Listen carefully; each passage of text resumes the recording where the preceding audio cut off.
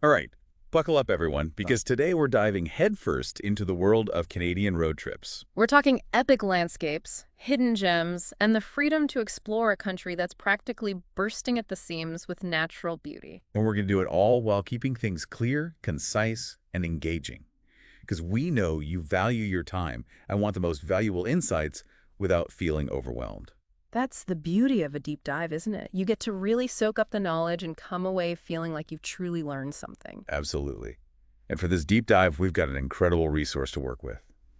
Canada road trips, scenic routes, and epic adventures. Chapters 1 through 10, to be precise. Packed with more routes than you can shake a stick at.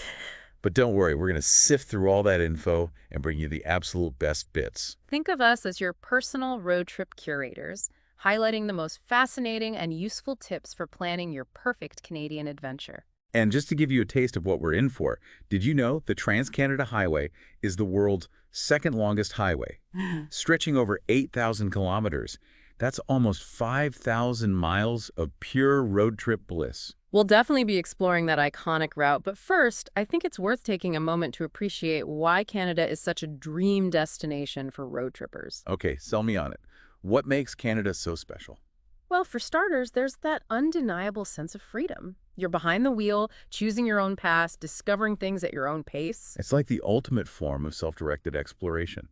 Perfect for anyone who values different perspectives and wants to truly understand a place, not just skim the surface. Exactly. And Canada's geography is just so incredibly diverse. We're talking towering mountains, vast prairies, rugged coastlines. It's a feast for the senses. Speaking of diversity, the book's intro chapter does a fantastic job of laying out all the reasons why Canada is a road tripper's paradise. It goes beyond just the scenery. It's the sheer scale of the country, the endless possibilities for exploration. You could spend weeks on the road and still only scratch the surface. Plus, the book mentions how friendly Canadians are. It really adds to the whole experience, knowing you're likely to encounter warm welcomes and helpful locals wherever you go. And let's not forget those hidden gems you can only find when you're exploring on your own. Those off-the-beaten-path spots that truly make a trip memorable. Yeah, like that local artisan shop you stumble upon, or that secluded waterfall that takes your breath away. And speaking of natural wonders, I was blown away when I learned about the Canadian Shield. Did you know it covers almost half the country? It's mind-boggling, right? This vast expanse of ancient rock, lakes, and forests.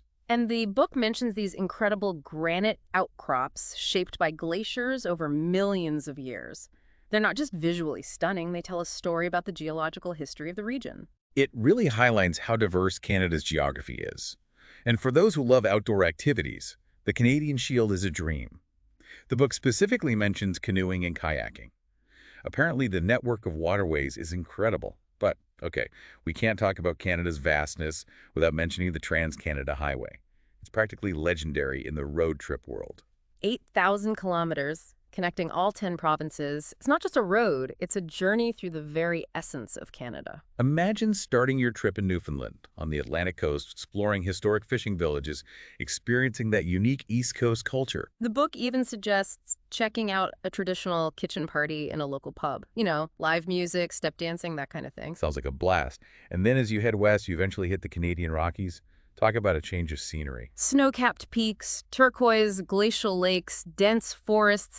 It's hard to imagine a more awe-inspiring landscape. The book highlights Banff National Park as a must-see. Iconic views, abundant wildlife. It's like stepping into a nature documentary. And then finally, you end up on the Pacific coast in British Columbia. Vibrant cities, rainforests, stunning coastline. It's the perfect way to end your cross-country adventure. Of course, the book goes into a lot more detail about specific stops along the way, which we'll get into later. But before we move on, there's one section of the Trans-Canada Highway that deserves its own moment in the spotlight. The Icefields Parkway. Oh yes, the Icefields Parkway. It's a 232-kilometer stretch of road between Banff and Jasper National Parks, and it's often described as one of the most scenic drives in the world. And with good reason.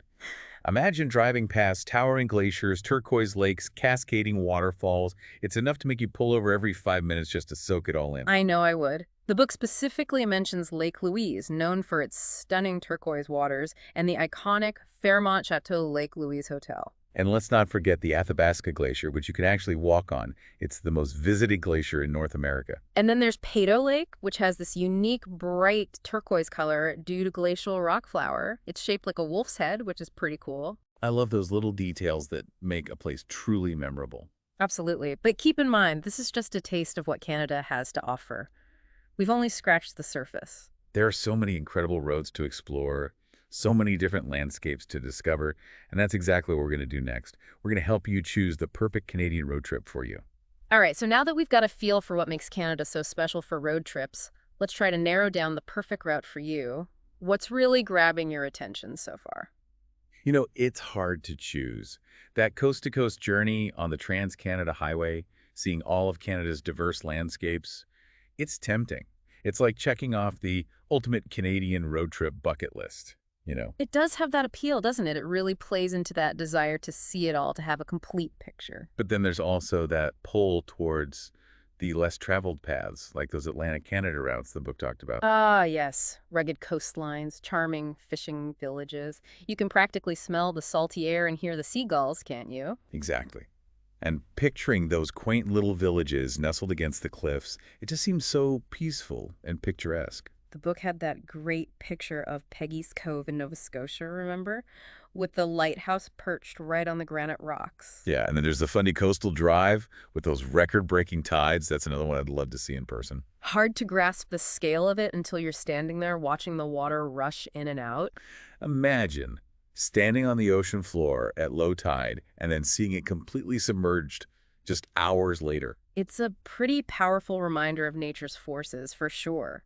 Plus, the Bay of Fundy is a hotspot for whales, seals, all kinds of marine life. Okay, I'm definitely feeling the pull towards Atlantic Canada right now. What about you? Anything catching your eye? You know, I'm actually finding myself drawn to the prairies. The prairies, really. I have to admit, I haven't given them much thought. Yeah, they often get overlooked, seen as just flat farmland. But the book makes a compelling case for their unique beauty. What kind of beauty are we talking about? Well, there's a certain starkness to the landscapes, those endless horizons, the big skies, the way the light plays across the fields. It's a different kind of beauty, I guess.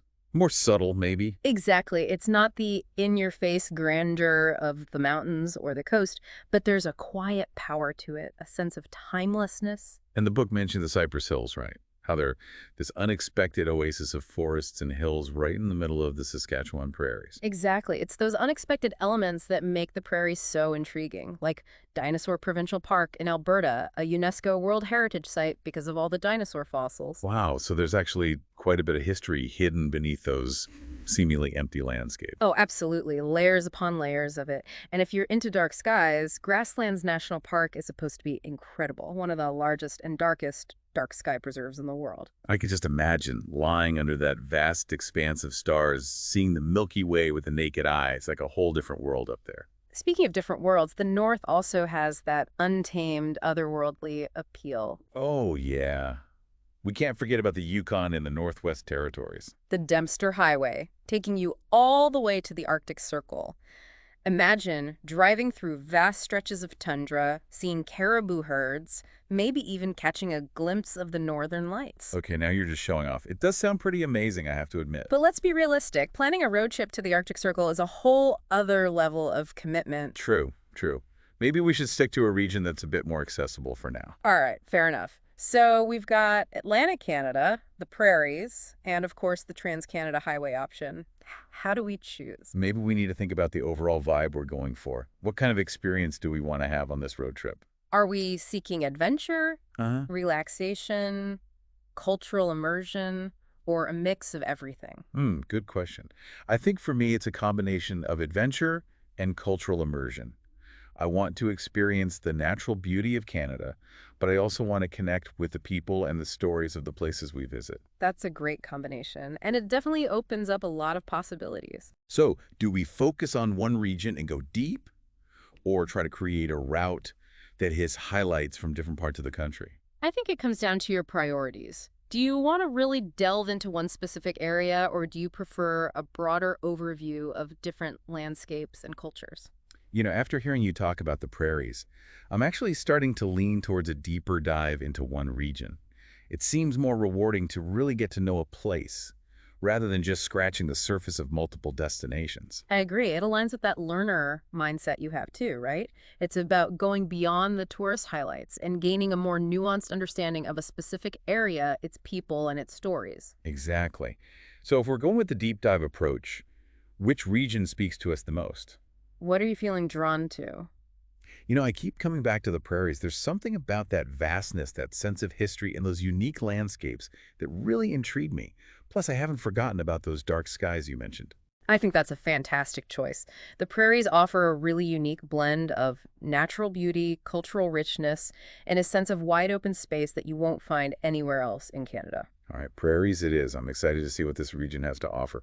Okay, so prairies it is, but where do we even begin? It's a massive area. We've got 3 provinces to explore: Manitoba, Saskatchewan, Alberta. Well, the book conveniently breaks it down that way by province. And you're right, it's vast, but each province has its own distinct personality, despite sharing that sweeping prairie landscape. Perfect.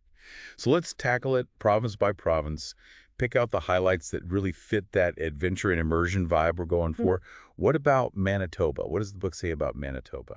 Well, Manitoba is often called the land of 100,000 lakes, so if you're into water activities, this is your spot. They specifically mention Clearwater Lake Provincial Park, known for its pristine waters, incredible fishing, and it's a little off the beaten path, which adds to the allure, right? Absolutely, that's what we're after. That feeling of discovery, finding those hidden gems. I can already picture myself finding a quiet spot by the lake, maybe even renting a cabin for a few days just to soak it all in. What else does the book recommend in Manitoba? Let me see. They talk about Riding Mountain National Park, home to a diverse ecosystem, a mix of forests, grasslands, and wetlands. They say you might even spot a black bear or a moose while you're hiking there. Okay, you had me at moose. What about the park itself? Anything else that stands out? Oh, yeah.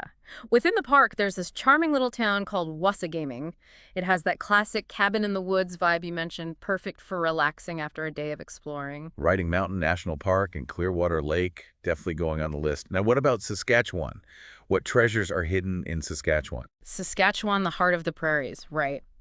Endless wheat fields, those big, dramatic skies. The book suggests driving along the Redcoat Trail. It actually follows the historic route of the Northwest Mounted Police, so you can really imagine those early settlers crossing those vast plains, get a feel for that sense of history. Wow, to experience that firsthand, it'd be incredible. I love that idea, tracing those historical paths. It's like stepping back in time. Exactly. And if those dark skies are calling to you, they recommend Grasslands National Park, one of the largest and darkest dark sky preserves in the world, apparently. I read somewhere that you can see the Milky Way with the naked eye there. It's like a whole different universe opens up when you're in a place like that. Okay, what else? Anything else we should see in Saskatchewan? Let me think. Well, no trip to Saskatchewan would be complete without experiencing some indigenous culture, right? The book recommends Waniskuin Heritage Park. It's a national historic site just outside of Saskatoon. They offer all sorts of interpretive programs, guided walks, traditional dance performances, a great way to learn about the history and culture of the Northern Plains indigenous people. Okay, Saskatchewan is shaping up to be pretty amazing. So many diverse experiences packed into one province. Now, Alberta, what about Alberta? All right, Alberta's got a little bit of everything, from the Rocky Mountains to the Badlands. We already talked about Dinosaur Provincial Park, a must-see for any paleontology enthusiast. And for those unique Badlands landscapes, they recommend driving along the Hoodoos Trail. Oh yeah, the Hooties. Those sandstone pillars, they're like something out of a Dr. Seuss book, right? Exactly. And remember those Cypress Hills we talked about earlier? The mountain and a sea of grass? Oh yeah, with those incredible views. You mentioned dark skies there too, right? It's a popular spot for stargazing, hiking, camping, even skiing in the winter. They've got it all. It sounds like we've got a pretty good list going. But I want to make sure we're not just focusing on the landscapes. Yeah. The human element is important to me, getting a sense of the people and the culture. Have we covered that enough? You're right. It's not just about ticking off landmarks. It's about understanding the stories behind them, the people who have shaped these places. So how do we weave that into our road trip? Well, the book highlights some small towns and communities that really offer that glimpse into prairie life. Like, they recommend Fort Macleod in Alberta. It's this historic town that played a big part in the development of the Canadian West. I'm picturing those classic Western towns with saloons and cowboys and... Haha, not quite. But it does have a rich history, a charming downtown area, unique shops and restaurants, a good place to soak up the atmosphere. And remember those local festivals you mentioned? Oh yeah, the rodeos, the folk music festivals, all that good stuff. The book actually has a whole section dedicated to them, so you can definitely find something that piques your interest. Maybe even time your trip to coincide with a specific festival. Definitely making a note of that. Those unexpected experiences, those are the ones that often stay with you the longest. You know what? This deep dive has been amazing. We started out feeling a little overwhelmed by all the options, and now we've got a solid plan for a prairie road trip that combines adventure, cultural immersion, and all those unique hidden gems we were hoping for. And remember, this is just the starting point. As you explore each province in more detail, you're bound to uncover even more treasures that speak to your interests. That's the beauty of a road trip. It's all about the journey, the discoveries you make along the way. Couldn't have said it better myself. So for all you learners out there, a well-planned road trip, it's more than just a vacation. It's a chance to explore, discover, and connect with a place in a meaningful way. So, as you finalize your route, think about what kind of experience you're truly craving. Is it that quiet moment by a pristine lake, that heart pounding view from a mountaintop, that connection you feel when you're immersed in a new culture? Let those desires guide you, and don't be afraid to venture off the beaten path. Who knows what hidden gems you might uncover. Happy road tripping, everyone.